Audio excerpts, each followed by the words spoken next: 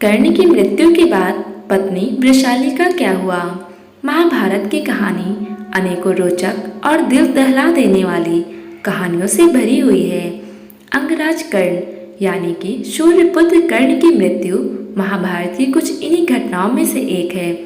यह बात तो हम सब जानते हैं कि कर्ण की मृत्यु ने दुर्योधन के बल को चकनाचूर कर दिया था। लेकिन क्या आप जानते हैं कि आखिर कर्ण की मृत्यु के बाद उसके परिवार का क्या हुआ? आखिर क्या हुआ उसकी पत्नी का जब उसे कर्ण की मृत्यु की सूचना मिली? अंगराज कर्ण की पत्नी का नाम वृषाली था। महाभारत में कर्ण की पत्नी वृषाली का वर्णन एक बुद्धिमान, चरित्रवान और पतिव्रता पत्नी के रूप में किया गया है। अंगराज कर्ण की तरह ही उनकी पत्नी वृषाली भी एक सूत पुत्री थी। एक सूत पुत्री होने के कारण अपने पिता अधिराज के कहने पर कर्ण ने वृषाली से विवाह किया। वैशाली दुर्योधन की विश्वास पात्र सारथी सत्यसेन की बहन थी और एक बुद्धिमान स्त्री भी थी। महाभारत में कर्ण की पत्नी वृषाली के बारे में बहुत ही कम वर्णन मिलता है, लेकिन वृषाली का तप और प्यार किसी स्त्री से कम नहीं था। महाभारत में उसे सत्य और निष्ठा का पालन करने वाली एक धर्मान स्त्री के रूप में दिखाया गया है। ऐसा कहा जाता है कि वृषाली को द्रौपदी के चीरहरण की खबर पहले ही लग गई थी। वृषाली ने दुर्योधन और शकुनी के इरादे को पहले ही भांप लिया था और वृषाली ने द्रौपदी के चीरहरण को पहले से ही रोकने का पूरा प्रयास भी किया, लेकिन होने को कौन टाल सकता था। कहते हैं कि कर्ण की मृत्यु के बाद वृषाली के जीने की इच्छा लगभग खत्म ही हो गई थी। उसके बाद वह कर्ण की चिता पर ही उसके साथ सती हो गई। महाभारत के युद्ध में कर्ण के सारे पुत्र मारे जा चुके थे, लेकिन उसका और वृषाली का एक पुत्र अंत तक जीवित बचा हुआ था।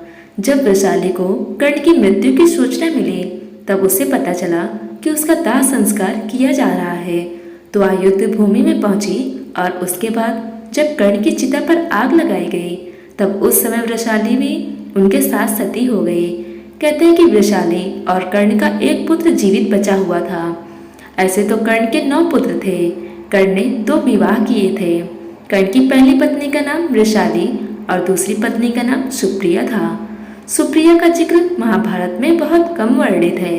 वृषाली और सुप्रिया से कर्ण के 9 पुत्र थे।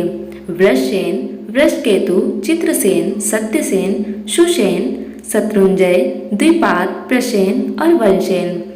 वृषकेतु कुरुक्षेत्र युद्ध में बच गया और युद्ध के बाद वह पांडवों में शामिल हो गया।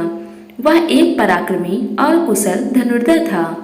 यह एक कारण था कि वह अर्जुन के करीब थे और इसीलिए कृष्ण के भी मन पसंदीदा थे। महाभारत युद्ध के बाद वृषकेतु ने युधिष्ठिर के अश्वमेध यज्ञ में भाग लिया। इसके अलावा वह अर्जुन के साथ सैन्य अभियानों पर भी जाते थे। वृषकेतु अर्जुन के साथ उत्तर पूर्व के राज्य मणिपुर गए। अर्जुन ने ब्रभुवाहन को युद्ध के लिए ललकारा। उसे इस वक्त यह नहीं मालूम था कि ब्रभुवाहन उसका ही पुत्र है। वृषकेतु ने वीरता पूर्वक युद्ध किया, लेकिन युद्ध में ब्रभुवाहन ने पहले वृषकेतु को मारा और फिर अर्जुन को मार डाला। अर्जुन की पत्नी उलूपी के कारण ही ब्रभुवाहन ने अर्जुन की चुनौती स्वीकार की और उसे मार डाला। उलूपी अर्जुन को श्राप से मुक्त करना चाहती थी। जब अर्जुन मारा जाता है तो उलूपी जादुई नागमणि लाती है जो अर्जुन को वापस जीवित कर देती है, लेकिन वृषकेतु को बचाया नहीं जा सका। ऐसा कहा जाता है कि वृषकेतु वायु अस्त्र, वरुण अस्त्र, अग्नेय अस्त्र, ब्रह्मास्त्र, पशुपास्त्र और नारायणास्त्र जैसे अस्त्रों का आवाहन और उपयोग करने वाले मंत्रों को जानने वाला अंतिम नश्वर व्यक्ति था, लेकिन कृष्ण के आदेश के कारण कभी ज्ञान नहीं दिया। वृषकेतु के बारे में चारों ओर बहस चल रही है कि उन्हें युधिष्ठिर के बाद हस्तिनापुर के सिंहासन का उत्तराधिकारी क्यों नहीं चुना गया। कई लोगों ने दावा किया कि वृषकेतु भी सूत पुत्र थे, क्योंकि उनकी मां वृषाली एक सारथी वंश से थी। लेकिन सच तो यह है कि युधिष्ठिर उन्हें उत्तराधिकारी बनाना चाहते थे, लेकिन राजा बनने से पहले ही उनकी मृत्यु हो गई। ऐसे हुआ था महान योद्धा कर्ण की वंशावली का अंत। दोस्तों, उम्मीद करते हैं आज की वीडियो आपको पसंद आई होगी। वीडियो पसंद आई हो तो वीडियो को लाइक करें, चैनल पर नए हो तो चैनल को सब्सक्राइब करना ना भूलें। धन्यवाद दोस्तों।